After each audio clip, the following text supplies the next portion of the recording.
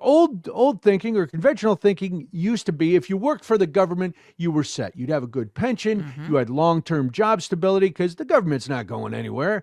And you could, there were always jokes about government workers maybe taking a lot longer. But if you were a government worker, you seemed set. Well, that has changed a lot. And it changed even more because the Office of Personnel Management issued another rule this weekend.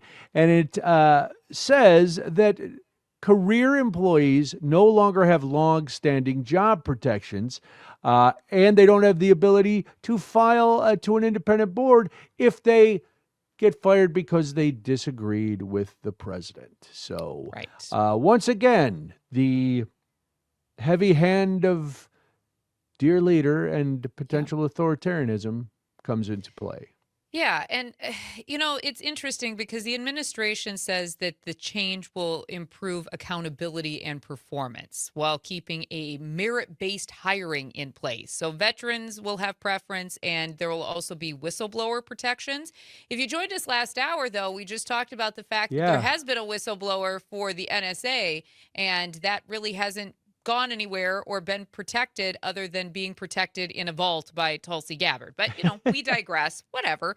Now, critics warn, though, that this could be used to push employees who follow the law instead of political loyalty, weaken safeguards, and chill free speech, which I think is exactly what the goal of all of this is, right? This is not happening in a vacuum. Since Trump's second term began, the federal workforce has shrunk by more than 240,000 employees nationwide through layoffs, buyouts, and agency closures.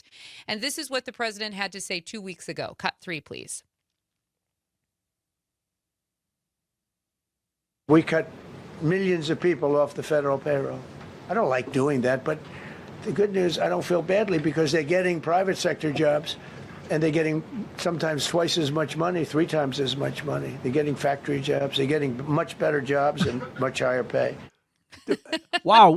All right, let me ask. Where's a factory job that's paying 3 times more than a government salary? My resume is always ready. You never know. In this business, you always have a resume on hand. You do. You're Absolutely. good to go.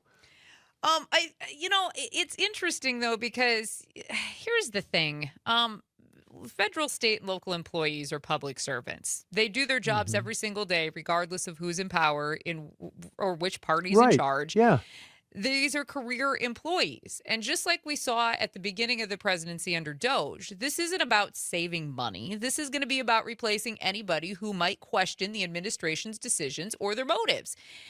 That could be Democrats. It could be even the Reagan-type conservatives who understand how government is supposed to work. But if you have any sort of, if you are going to question this particular administration, they just don't want you around. You're completely useless to them because they want to push through whatever agenda it is, and they want people who strictly agree with that to be in office. Now, here's where this gets dangerous, because at some point, fingers crossed, this administration is not going to be in power. So now you're going to be left with a bunch of federal employees who only believe in what one administration does. That's not what career public servants do. That's not what they do at all. Here in Wisconsin, just in case anybody's interested, Brian, roughly 24 federal workers have left since November of 2024. Jobs have dropped from 31,300 to 28,900. 2,400. You said 24 federal workers have left. I'm sorry, I was like, that's not many.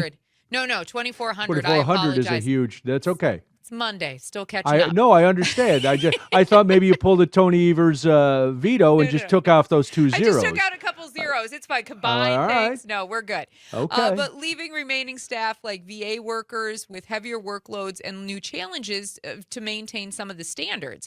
Many former employees are also struggling to find work or have had to relocate. Remember all those factory jobs we just heard him talking about? Maybe they're looking in the wrong spot, because I hear the private sector, especially factories, are very big on it. If you own a factory, please call us and list some of these jobs, because I know people are looking for work and they'd be happy to work for 3 times what their government salary used to be. Right, according to the president, at least. All of this, especially if we look at just Wisconsin, right, and the 2,400 workers federal workers that we've lost in this state, all of this has created instability. There's reports of low morale. There's disrupted agency operations across the state and as well as the country, because again, 240,000 across the country, and this is just a massive reshaping of the federal workforce, and it raises serious questions about the independence as well as the integrity of our career civil service, I think. And this is not just top level bureaucrats No. who have a direct line of reporting to the president or his administration. This is, as you said, rank and file workers who have as much right to have their own thoughts as anybody else who doesn't work for the government. But by the time they finish making all these cuts, I don't know where they think the mindset of people who are now having to work in either skeleton crewed agencies or have been let go. Where are they going to be supportive of the president at this point? I doubt it. And it hurts the government.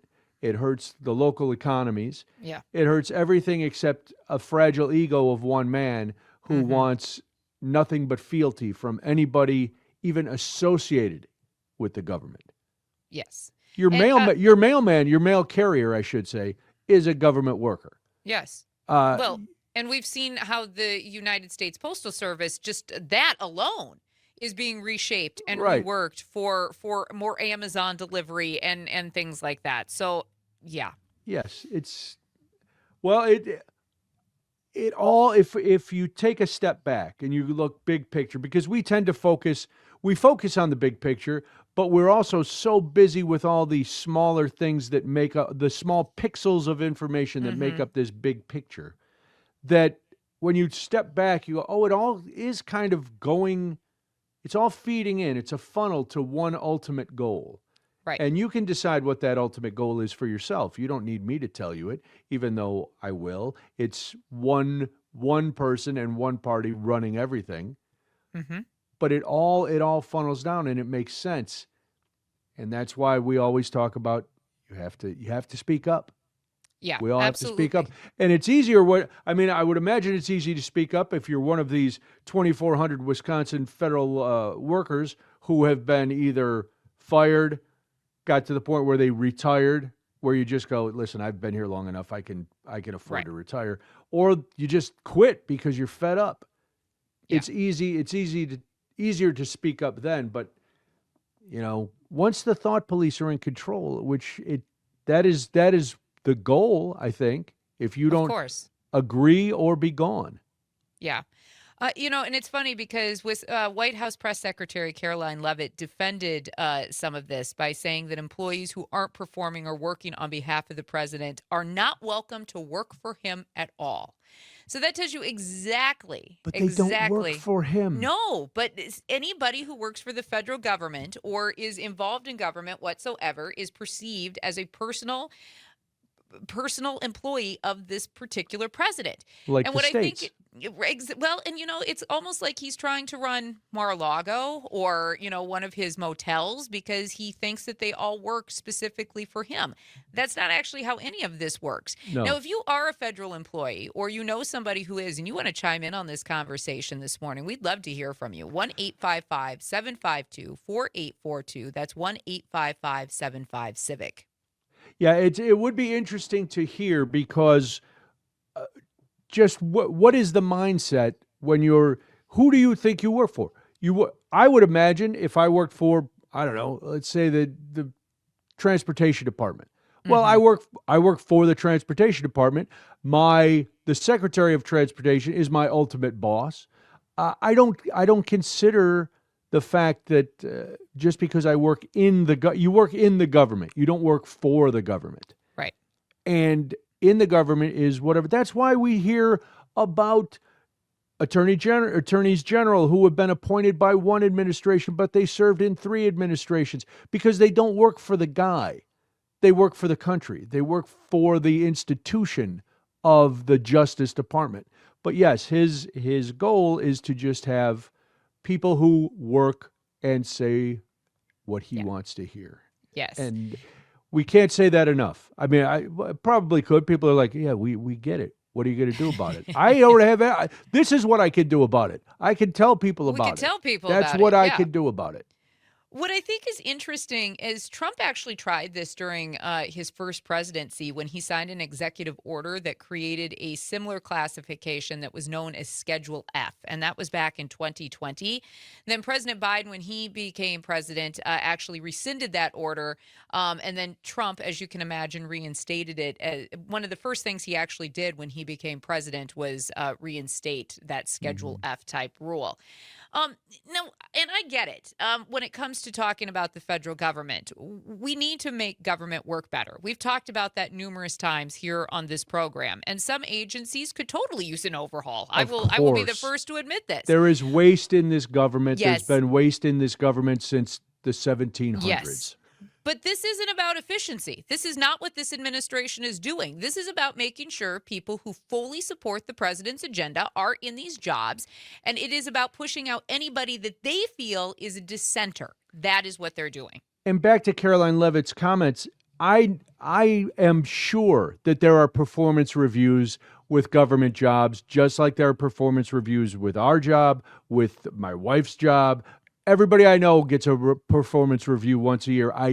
I would find it impossible to believe that the government also doesn't have performance reviews. So once again, a lie that, that is trying to hide what is really happening. Of course, of course. And Len chiming in over on our text line this morning saying it's the God complex, or more accurately, the alternate, the Satan complex. I just don't think this administration cares about people. They don't care about people. No. They don't. Obviously, the actions that we've seen from this administration would prove that they absolutely do not care about actual people or the ramifications or how it's going to affect them. They just don't care. And that's the bottom line, I think, when it comes to what we've been seeing from the federal workers all the way up to the ICE raids. They absolutely, it's almost like they just don't have emotions for human beings. And that is scary and sad all at the same time. This was a money-making scheme and a power grab from the start, hence the suing the IRS, which is us, for $10 billion of taxpayer money and everything else that has gone on